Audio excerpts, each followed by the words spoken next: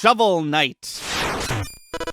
Shovel Knight is an 8-bit side-scrolling platformer developed by Yacht Club Games and initially released in 2014.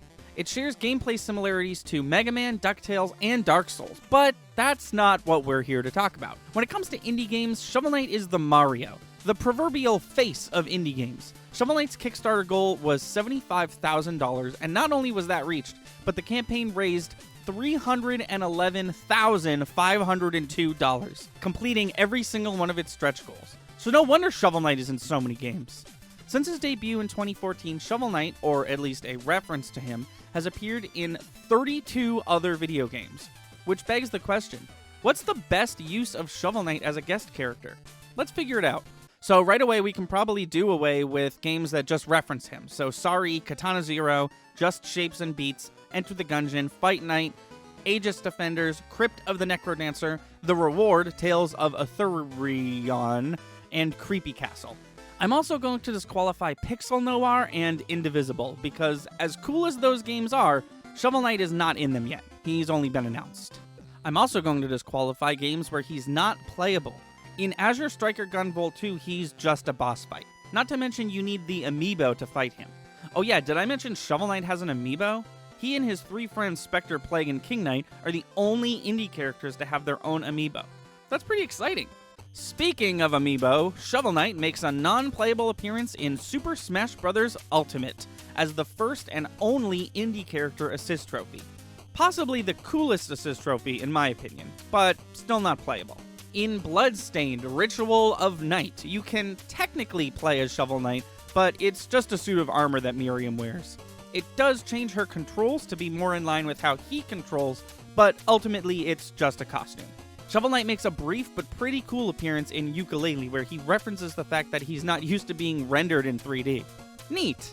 Okay, I'm gonna be honest, some of the games I'm about to mention I've never played, so I'm just gonna go off of videos I watched. Next, let's disqualify games where Shovel Knight appears as a skin or costume. Technically playable, but nothing more than a palette swap. So say goodbye to Cook Serve Delicious, River Bond, Brawlhalla, ASDAD All-Star Dungeons and Diamonds, Mutant Muds, Runner 3, Dino Run DX, Move or Die, Road Redemption, and Runbow. Sea Wars seems pretty cool. It seems to be Mega Man Battle Network inspired. I just couldn't find any footage of Shovel Knight being played, and it seems like most of the reviews for it are mostly negative anyways. Ghost Police also seems cool, but as far as I can tell, it never released. It's a shame. Apparently Shovel Knight was supposed to be a boss fight and have his own playable campaign with all new mechanics. Star Mazer also seems pretty cool. This game's actually out. You can buy it on Steam Early Access for $10 right now. But don't expect to find Shovel Knight in it, because they never put him in it. They only said they would. Shovel Knight isn't technically playable in Puzzle Depot, only Tinker Knight is, so I guess that makes 31 games Shovel Knight guests in. Which leaves us with 4 games. Let's talk about them one by one. Blaster Master Zero. I love this game. It's a reinvention of the original Blaster Master series for NES. Shovel Knight's implementation is done well, but not any better than any other guest character. In my opinion, the best guest character in this game is Shantae. Characters in Super Smash Bros. Feel like they're lifted directly from their original games. When you're playing as Inkling, it feels like you're playing a match of Splatoon. Same can be said about Indy Pogo, a game that has quite literally been described as an indie Smash Bros. It has so many indie characters, some old, some new, and some shovelly. Shovel Knight looks super fun in this game, but that's because this game looks super fun in general. I've never played this game, but only because I honestly didn't think it was out yet. But it totally is. So who knows, maybe my answer will change in a few weeks. Blade Strangers, another indie fighter. Shovel Knight does have most of his moves, and they do look pretty cool. But ultimately, he's a heavy character, which I never really thought was a good fit for him.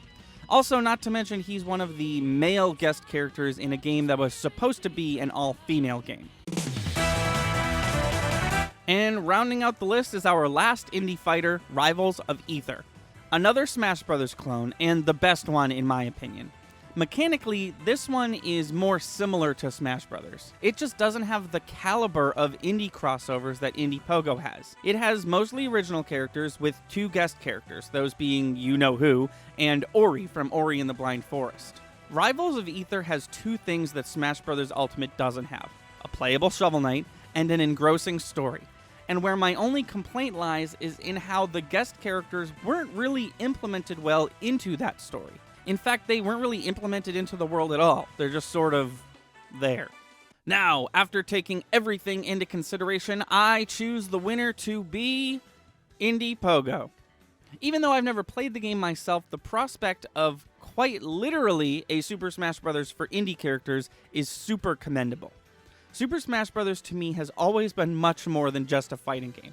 It's all these characters coming together like they never have before. Even some that we never thought would ever meet, including Shovel Knight. And to see him at the forefront of the indie version of this game means more to me than any mechanics ever could. I want to quickly revisit something I said at the beginning of the video. When it comes to indie games, Shovel Knight is the Mario, the proverbial face of indie games. And you can't have Super Smash Bros. Without Mario. Just like not including Mario in Smash Bros. Would be very weird, I think not including Shovel Knight in Indy Pogo would be just as weird.